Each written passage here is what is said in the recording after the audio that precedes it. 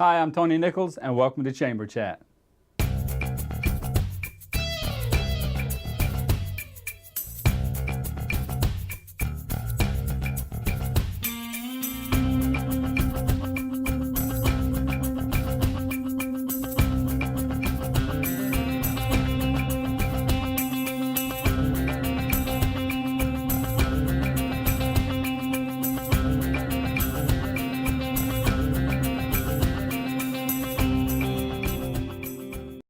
Hi, I'm Tony Nichols, and welcome to this edition of Chamber Chat, a program put together by the Salisbury Area Chamber of Commerce to keep you informed on what's going on in your community and in your neighborhoods. Joining us now is Morgan Madden, the Relationship Manager with ETS Corp. Morgan, welcome to the program. Thank you. Thank you for having me. You're welcome. So I understand that you are new to the area. Yes. Kinda Somewhat. and kinda not. So could you explain a little bit how you got to the area? Of course, yeah. Well, I originally am from the Towson area. Okay. Towson was a little too close to go to school, so I made my way down to Salisbury and got my undergrad down here and really just developed some great relationships. Ended up graduating and doing my professional thing. I went to Washington, D.C. I actually traveled a little bit and then actually leveraged a lot of those relationships and found my way back here on the Eastern Shore. Morgan, you are the epitome of what we want to have happen in Salisbury. You're come here, went to school here, left, and came back. Mm-hmm. People, normally it's people that live here, go away, and then over time they begin to come back. So you actually flipped that paradigm. Right. So good for you. That's a trend we want to see more of. We're not here to talk about you, obviously, but ETS. Yes. Tell us what ETS is. Well, first of all, it stands for Electronic Transaction Systems. ETS, the industry we operate in is financial tech. So think like Apple Pay, Samsung Pay, things of that nature. But if we're looking at it on a macro scale, we deal with a lot of golf clubs, country clubs. We're actually the preferred processor for over 9,500 different golf club and country clubs across the U.S. Mm-hmm. So we deal with high-level clients like Procter & Gamble, Billy Casper Golf, management companies like that. But then on a local level, you can look right over to Ocean City, and we're the preferred processor there as well. So that could look like anything from utility billing to taxes to the parking. We developed a mobile app for the bus as well, so the tourists and the locals can ride the bus without having cash in hand. So that was for short transit, was it not? Was it? Yeah, OC Transit, and they're actually talking to the Bayrunner shuttle now as well. Gotcha. So your footprint has gone from, in terms of feet on the ground or a presence in the community, has literally gone from almost nothing to sizable, seemingly overnight. Mm-hmm. Tell us a little bit about that. It's kind of like what you just mentioned. It's having that retention in the area. So having kids like myself and everyone that I work with come back and bring a young, fresh energy to the area and be able to really go out and try and develop relationships with the local business owners, not for the sake of business, so to speak, but because we have a vested interest in the area. Mm-hmm. I think that's why we got so much traction so quickly, is because it's all genuine. Is it your office here is located in Berlin? Yes, sir. And about how many people are working out of that office now?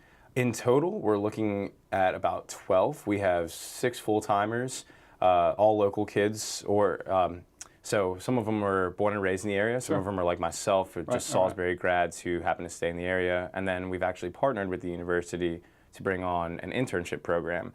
So we have 6 interns as well that have been helping us out with marketing, things of that nature, and it's been cool to see their personal and their professional growth kind of overlapping just through this platform. But it's very cool to watch it grow. What's also cool is to see how, normally you think of a technology industry can be worked remotely. Mm-hmm. The cloud is a server in Kansas kind of thing, right? And it really doesn't impact the local community. But what I think the audience would love to hear is, this is a tech company that is helping the local economy by growing its footprint here. Right. So is that something that you guys are seeing in the industry, or is it just something, you can speak to the industry, but is it something that you guys are unique to wanting to be having a presence in the community, or is that industry-wide? I think it all falls under the same scope. You do see a lot of remote work when it comes to tech, but I think a lot of the leverage that we have is our presence, right? Like having that physical, that office location where kids can come and they feel like they have a platform to grow and explore their talents and their interests. So you could have, a bunch of kids running around, doing remote work from their laptops, but I don't think we're going to have the same effect as if we're actually coming together as a team, as a cohesive unit, and working to develop our footprint in the community, like you said. Sure. So how's the industry growing? You go. I can remember when it was cheaper to pay with credit at the gas pump than to pay with cash. That goes back a ways. Right. The industry, the technology industry has changed dramatically. Tell us how those changes are affecting your piece of that pie, but then some of the things that ETS and companies like ETS are employing to help the everyday user like myself. Right. It's all about speed and simplicity. When it comes down to it, we're here to make things easier, whether that's in a financial landscape or in a storefront location, just helping facilitate people moving through the line. It's all about technology is leverage, right? So in any regard, whether it's the tech industry or the cell phone in your pocket, it's giving you leverage, and it's just about how you use that leverage. So if you look at the industry as a whole, obviously the West Coast, they have Silicon Valley, things of that nature that are a bit more advanced, but what we're trying to do here is really make the Eastern Shore a viable spot for something to transition over here, or to really be something in itself. Independent from all those Silicon Valleys and things like that. What we're trying to do is leverage what we've been given to just create opportunity, whether that's for an intern at Salisbury or a kid like myself who just happened to find his way back here. Right. So you just stole some of my thunder. I was going to ask why, how do you see ETS impacting the Eastern Shore? But based on the answers that you just gave me, it could be to woo one of these companies from the West Coast to make this home. So how do you guys see ETS affecting the Eastern Shore long term? Right. Ideally, we would kind of be the racehorse to start this trend and bring technology across the bridge. Anyone who's spent a good amount of time over across the bridge and on this side as well kind of notices that disparity in the technology sector when you look at an Annapolis or a DC versus the Eastern Shore. And I think our main goal here is to help transition that and bring that leverage to the Eastern Shore's businesses. So we have our macro scale, we have our Procters & Gamble's, but the reason we have this office here is so we can create an impact on the shore. We like to say big and small, we do them all. So those services that we offer can be catered to the mom and pop shops all the way to Secrets and Jolly Rogers. So we really just want to bring that operational efficiency, bring that smoothness, and then reduce all the merchants' bottom lines that we can. And that all comes through just building genuine relationships. You mentioned Annapolis, you mentioned DC. Yes, there are many, many, many cities up and down the Eastern Seaboard that you could choose to make home. Why the Eastern Shore? It's an interesting story. So the branch manager, his name's Ryan Pappas, he's a former Salisbury student as well. He actually was working on a mobile app independently that he was pitching to a couple restaurants in Ocean City. And while he's down there, the CEO of ETS just so happens to be down there as well. I believe they're at Barn 34. Now, ETS's headquarters is based in Ashburn, Virginia, so it might have just been a vacation, it might have just been fate or crossing paths or something, but there he is, right? He sees this guy in Barn 34, he goes up, he pitches him, and he says, "What do you do, kid?" And he gives him the full spiel, and he's like, "That's what I do." So then just on a little bit different scale. A little bit different scale, yeah, a little bit bigger, but at the same time, there was an immediate rapport, and one by one, we started to gain momentum. First it was Ryan, then my coworker Rob, then my roommate Matt came on board, then he brought me on board, and it's just been this trickle effect of kind of watching this whole thing grow very organically. Nothing ever was forced, and I think that's the cool thing about it, is that we have a lot of freedom to navigate this sector that's evolving and bring it to a space that needs it. Very cool. So I'm assuming that members of the Chamber of Commerce can reach you through the Chamber, Yes. reaching out. So I would just say welcome to the neighborhood. Thank you. Thank you so much for joining us on Chamber Chat so early in the game, so to speak, but we look forward to seeing you around. Absolutely. Well, thank you for having me. All right. Appreciate it. We'd like to give you this opportunity now to take a look at the upcoming events with the Salisbury Area Chamber of Commerce.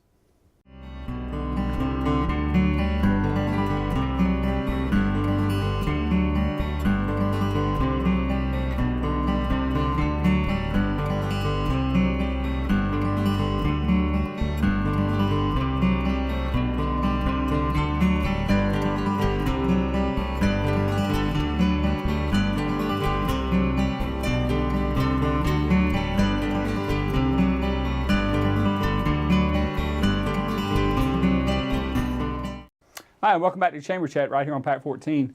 Joining us now is Jennifer Layton, General Manager of Layton's Chance Vineyard and Winery. Welcome to the program. Thank you. So the question on everybody's mind is, how does one wake up and decide they want to own a winery? Well, we did it to sustain our family farm because when we came back here was the height of the real estate boom, so getting more land wasn't really an option. And we looked at about 40 different things to do. Wow. And luckily, the four of us just wanted to do one. And a large part of that was put towards because the state was putting money towards the wine industry at the time, helping to convert crops to grapes because you don't get any fruit for 3 years. Right. So Okay. it's quite an investment up front. So, that answers the question. There's no production, so to speak, for 3 years. Correct. Is that from seed or plants to full matured growth, or from the first harvest? It's from plants. Plants, okay. Like we order the vines, they come, we plant them. And it takes 3 years to mature and start producing fruit. Wow. And even then you're just getting a half crop. Wow. So there's, true to a farmer's life. It is, a lot of prayer, and you're looking at the sky a lot and hoping for the rain. Right. Well, wineries, I think the state had a pretty good vision in mind, because wineries are catching on, so to speak, in Maryland. So how many are there now in Maryland? Right now there are 87. No way. There are not 87 wineries in Maryland. So it's almost doubled since we opened ours 7 years ago. So we should create a tour for wineries. We do have A one. Chamber Chat tour. So wow, I would have never known there were 80. Now, do wineries typically grow the same grapes? What kind of grapes do you guys grow, and why? Well, we started out with all hybrid grapes. So Chamberson and Norton are our reds, and Vidal and Traminette are our whites. And we chose those hybrids because they grow better here. But people don't necessarily know what they are. But they are very prevalent among the whole Maryland wine industry. They call them except for the Norton, which is a little bit more of a Virginia grape, but the others, they're the workhorses of Maryland grapes. I think many of us on the production side of grapes would have the same understanding that Willie from Duck Dynasty had, that you can just go get grapes from the grocery store and make wine out of those grapes. But based on that episode and what you're probably getting ready to tell me, you can't do that. No, there's all kinds of things that they look at before they harvest, like what acidity does the grape have, how sweet is it, what bricks does it have. So it's more of a science than just... I was going to say, it sounds like a science, which is... You can make wine, but whether it's good wine is a different story. So you guys have grown substantially since I first met you. How many acres of land does it take to sustain a winery like Layton's Chance?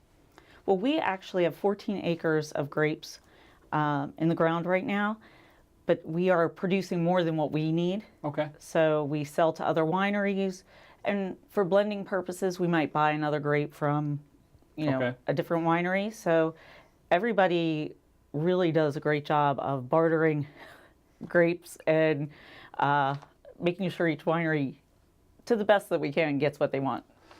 I'm going to go back to the farming analogy. Sounds very much like farmers looking out for farmers, because only farmers know the pain that other farmers have to go through. Would that equate to the wine industry as well?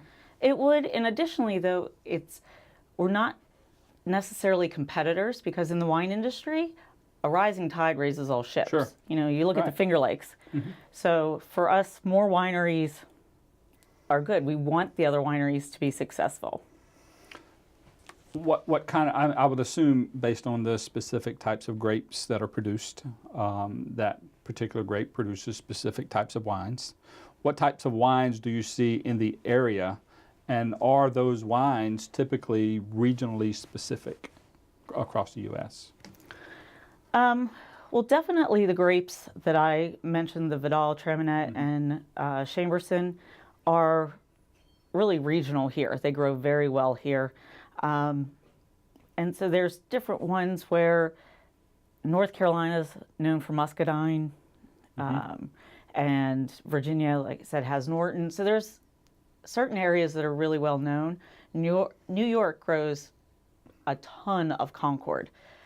There's no Concord grown in the state of Maryland right now, because you economically can't produce it for what you can purchase it from New York. Right. Because of this, the whole supply and demand scenario. So how often do you guys or wineries come out with a new wine? Well, the wine industry is a little different than the beer industry. Okay. Yeah, because the beer industry is every other day. You can, maybe we can make something twice a year. Okay. But for, beer turns around in 6 weeks. So we make everything that we grow in 6 months, and then we make some Concord in the other 6 months. But it's a large upfront investment. Sure. And we've done, we have wines on tap now, just to kind of expedite things, as well as keep things fresh and change those out seasonally. So I think the wines on tap was specifically targeted at the beer drinkers, just because it's a vernacular that they understand. Well, there is one. It's called Imposter, which is a beer-flavored wine. Oh, wow. So that's pretty neat. A beer-flavored wine. Mm-hmm. Is that the first? Is that like an industry groundbreaking thing that you guys have there? Yeah, nobody's ever done anything like it. Wow. And then we also have sangria on tap right now for the summer, and this fall we'll have a peach. So. I'm noticing, and maybe it's just me, but I'm noticing that wineries are becoming the coffee shops of America, in that many people see wineries as meeting places, social gatherings, and destinations, rather than just somewhere to go buy a cool bottle of wine. Absolutely. Because we're small, we're never going to compete on price. Right.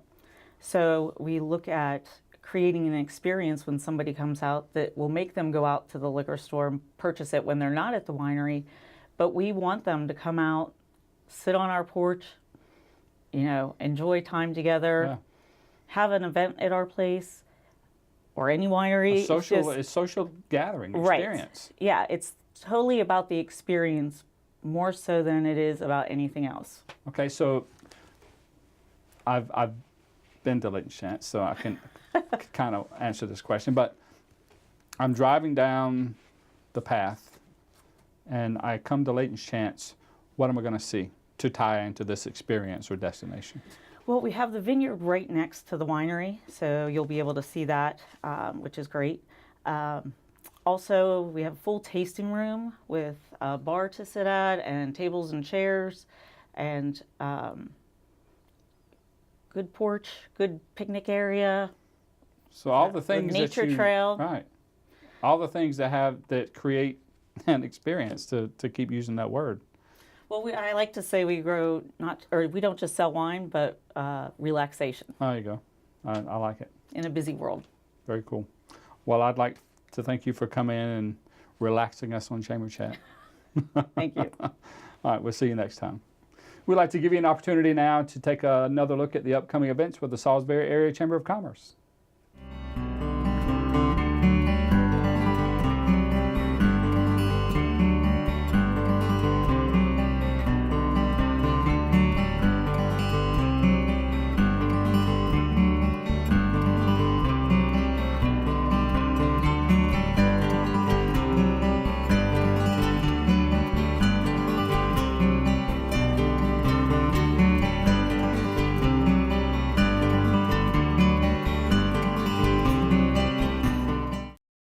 Welcome back to Chamber Chat right here on PAC 14. Joining us now is Anthony Darby, CEO of Peninsula Alternative Health. Welcome to the program, Anthony. Thank you so much. Yes, sir. So you're the talk of the town. The company is the talk of the town.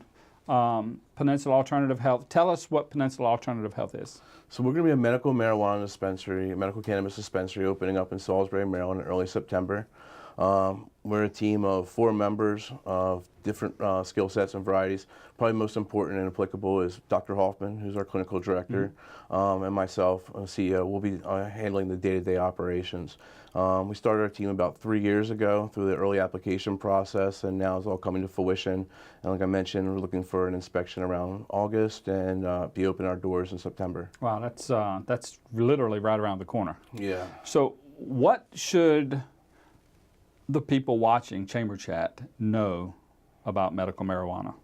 I think the most important thing is to understand that it does have benefits, and I think from a larger context, medical cannabis is being used since the early 1400s. It's only about 120 years of history medical cannabis wasn't being used, and I think they should know that the folks bringing medical cannabis to their community are doing it in the way that the state has asked us, with using a medical and patient-centric model. This is not going to be a head shop. It's not going to be a pot shop. The folks coming to us are going to be looking to get a medical benefit, improve their quality of life. They're not looking to get high. So it's more of a pharmacy type, atmosphere than agroceuticals. I mean, we're really just using a different method of medicine to help achieve similar outcomes that traditional pharmaceuticals may have failed in or may have accomplished, but with very negative side effects.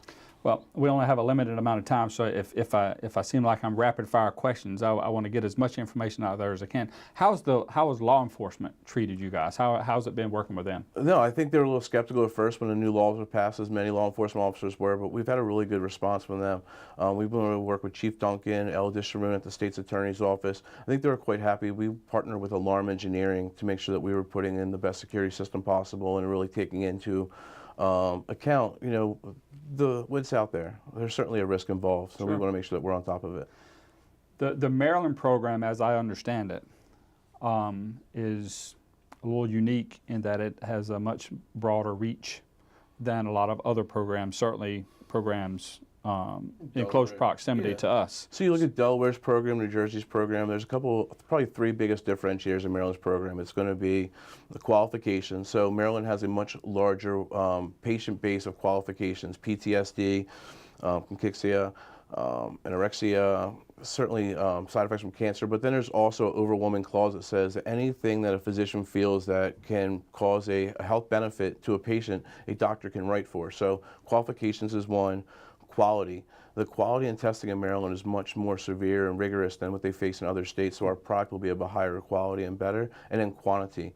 Maryland's put some pretty good limits in terms of how much patients can get on a monthly basis, so our patients will not be capped or feel that there's not enough medicine for them to achieve their health outcomes. Okay.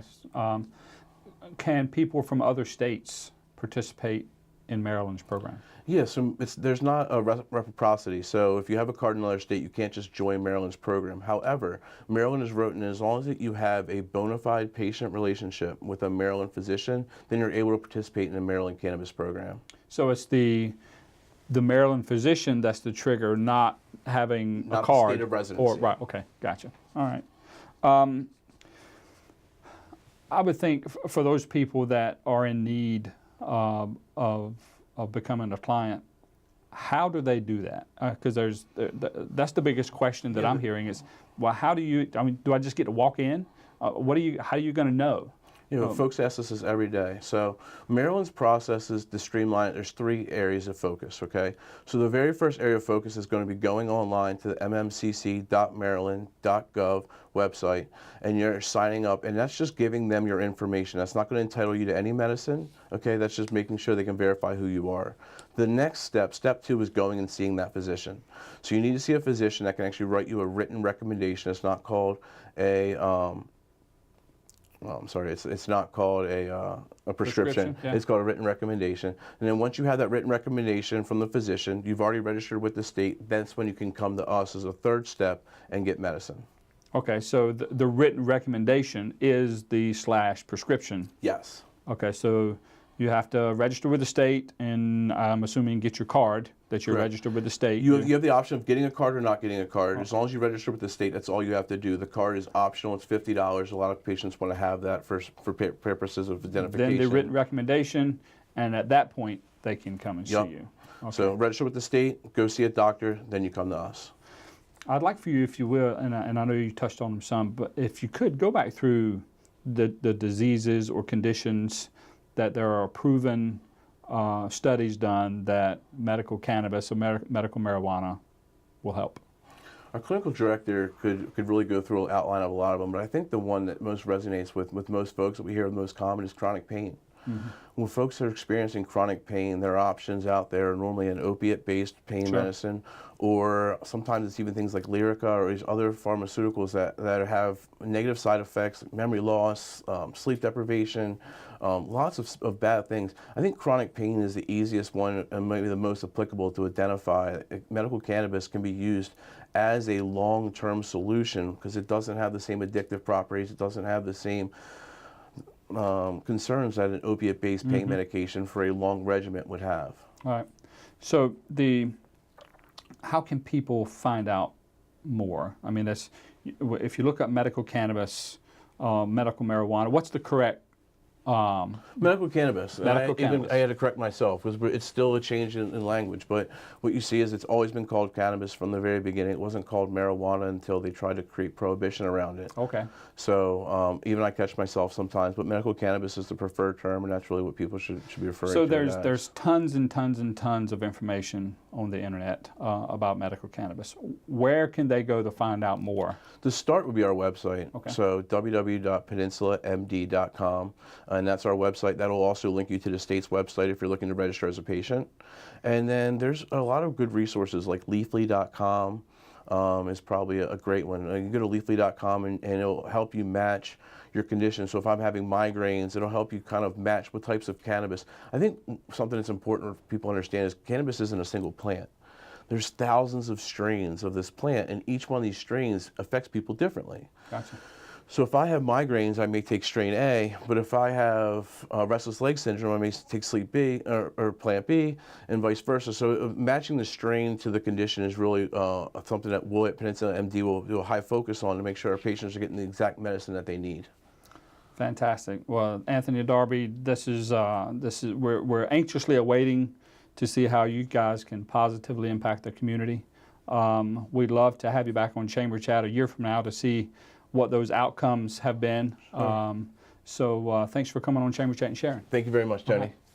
We'd like to thank you as well for joining us on this edition of Chamber Chat. And as always, if you missed a portion of this program or you'd like to view previous editions of Chamber Chat, you can utilize Pat 14's online feature, or you can visit the Chamber's website. That's all the time we have for this edition of Chamber Chat. My name's Tony Nichols, your host, encouraging you to make a difference.